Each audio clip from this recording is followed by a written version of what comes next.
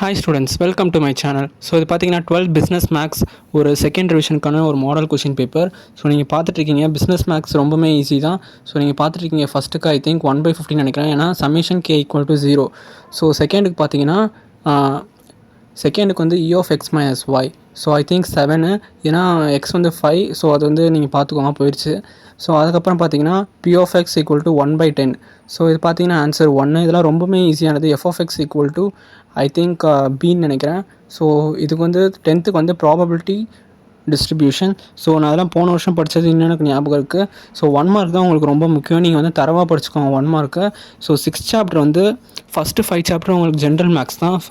அதுக்கப்புறம் ஒரு 5 சாப்டர் வந்து உங்களுக்கு ஸ்டாட்டிஸ்டிக்ஸு. ஸோ நான் என்ன சொல்கிறேன்னா, உங்களுக்கு ஃபஸ்ட்டு 5 சாப்டர் ஃபஸ்ட் சாப்டர் நீங்கள் எல்லாம் படிச்சு தான் ஆகணும். 3rd சாப்டர் நல்லா படிச்சுக்கோங்க. ஆனால் அதுக்கப்புறம் வர சாப்டர் வந்து நீங்கள் ஈஸியாக வந்து கேல்குலேட்டர் யூஸ் பண்ணி போடுற மாதிரி இருக்கும். ஸோ முடிஞ்ச அளவுக்கு அதெல்லாம் நல்லா படிச்சுக்கோங்க. ஃபேர் காயின் டாஸ் 14 சம்லாம் ரொம்ப இம்பார்ட்டண்ட்டு. தியரிஸ் வந்து லாஸ்ட் 5 சாப்டர் நல்லா தரவாக படிச்சுக்கோங்க. ஏன்னா 2 மார்க்கில் தியரி நிறையா வரும், நான் இப்போயே சொல்லிட்டேன். ஸோ போன வருஷம் வந்து எங்களுக்கு கம்பல்சரி வந்து அந்த e of x தான் கேட்டாங்க.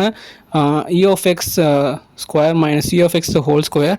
ஸோ அது வந்து மிஸ்சலனியஸ் ப்ராப்ளம் வந்து கேட்டாங்க. உங்களுக்கு சென்டம் எடுக்கணும் அப்படின்னா நீங்கள் மிஸ்சலனியஸ் ப்ராப்ளமும் சேர்த்து ஒர்க் அவுட் பண்ணி தான் வேறு சாய்ஸே கிடையாது. ஸோ நீங்கள் பார்க்குறீங்க 23 ரொம்ப ரொம்ப முக்கியம். அது வந்து நீங்கள் நல்லா பார்த்து வச்சுக்கோங்க, ஏன்னா அதில் வந்து கண்டிப்பாக ஒரு சம் வந்துடும். எப்படி சொல்கிறேன்னா, உங்களுக்கு இருக்கிறதே 10 சாப்டர், மொத்தம் வரப்போகிறது 14 5 மார்க்கு. ஏன்னா எப்படியும் ஒரு சாப்டர் வந்து ஒரு 5 மார்க் வந்துடும். அப்படி பார்த்தா உங்களுக்கு கண்டிப்பாக ஒரு 4 சாப்டர் வந்து கண்டினியூஸாக ரெண்டு 5 மார்க் வரும். எதுலனா ஃபஸ்ட் சாப்டர், செகண்ட் சாப்டர் 2.11 நல்லா பார்த்துக்கோங்க.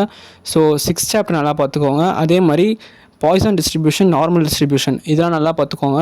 ஸோ நான் சொல்கிறது வந்து பப்ளிக்கு நீங்கள் பார்த்துட்ருக்கீங்க.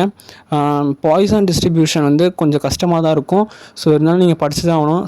உங்களுக்கு வேணா 7.1 வந்தால் இக்னோர் பண்ணிக்கோங்க.